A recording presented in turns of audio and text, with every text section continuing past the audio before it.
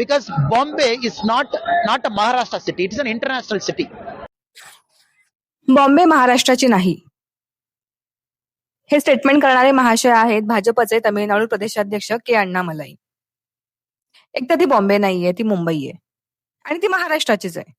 संयुक्त महाराष्ट्राच्या निर्मितीसाठी 106 जणांनी आपल्या प्राणांची आहुती दिली होती आणि हा त्या आहुतीचा अपमान आहे. आणि हा त्या पक्षाचा खरा चेहरा आहे, ज्यांच्या पक्षातली नेते मंडळी हे अशी स्टेटमेंट देतात. आणि ही लोक बाहेरून येऊन अशी वक्तव्य करतात कारण यांना माहितीये की आपल्याला कोणी काही बोलणार नाहीये. कारण या आपल्याच मराठी माणसांना मराठीची लाज वाटते. कारण मुंबईत राहूनही आपण सर्रासपणे बाहेर जाऊन मराठी ऐवजी हिंदीमध्ये बोलतो.